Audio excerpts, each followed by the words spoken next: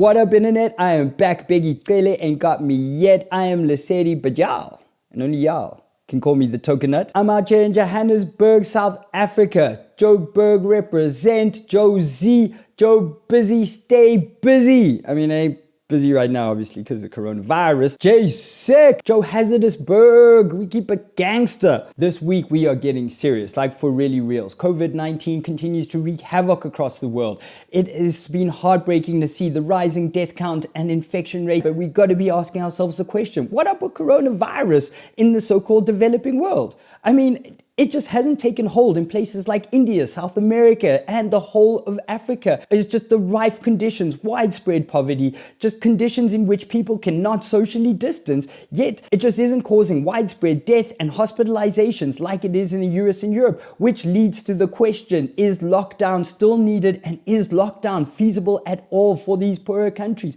People live hand to mouth, people are starving, people are locked down and cannot put food on the table, and it is a problem. But we're going to look at that in a second. We're going to look at the military occupation in place to enforce the lockdown and what the effects of that have been, and South Africa's sad-ass attempt at relief response. Cyril was on TV talking about a 500 billion rand stimulus package, but I mean, they can't even get people food parcels. The very basics is get starving people food, which the government has promised, but they have been incapable of doing. Speaking of food parcels, if you were lucky enough to get, let's rather call it a care package from my man Nairobi Governor Mike Sonko, you would have been surprised to have not only got all the food staples, but also some little bottles of Hennessy. Giving some small bottles of Hennessy in the food pack, the package which we give to our people.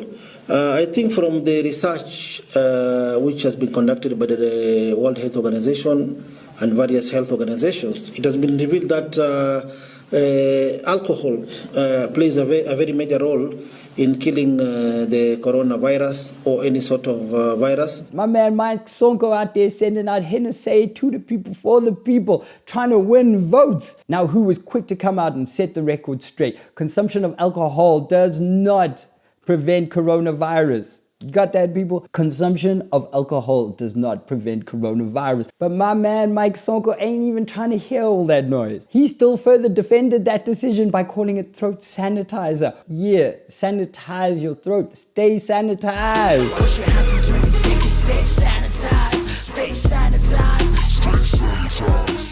While back home, we still cannot buy alcohol, but don't worry, that has not stopped South Africans from getting drunk. You will not keep us from our alcohol that easily. People have been Google searching the shit out of how to make alcohol at home and how to make it fast. That's right, people want to know how to make homemade beer like yesterday. People are making pineapple beer, apple cider. People are just brewing up a storm. Even grocery stores are getting in on the act, conveniently packaging everything you need together to get your own little home brewing setup going. Up until Cyril strikes again. Yeah, they just made brewing yeast illegal. They just made the yeast that is used in brewing illegal, non-essential. They realized people are making alcohol at home and they came to piss on the parade again. That's just cold. That's just, Why? Why, Cyril?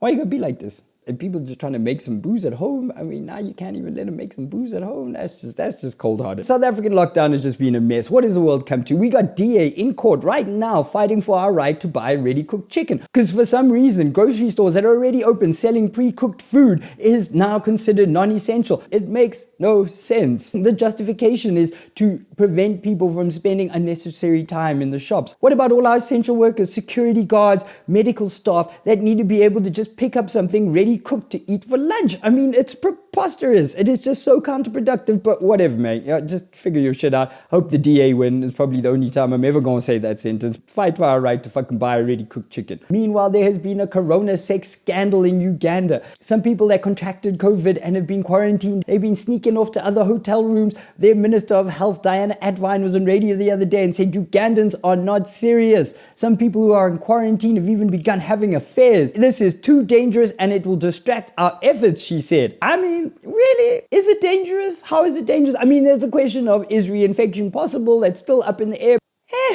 What the problem is? You're in a hotel? I mean, why not get your groove on? Black Twitter seems bored as fuck. They are canceling people on the daily. Every day somebody must fall. A little while ago it was DJ Shimza that must fall for not booking this dude DJ Seeger for the lockdown house party. Then a couple of days later, Black Twitter realized that DJ Seeger ain't the poor up and coming DJ they thought he was, and they cancelled his ass for flossing too much. Black Twitter is heartless. They are defending you one day and cancelling you the next for no apparent reason. Like, it is just wild out there. Then Simpiwe Dana must fall for sleeping with some married man. Today it's DJ Waraz. It is impossible to keep up. Black Twitter is cray. Keep yourself entertained during the lockdown. It's hard out here.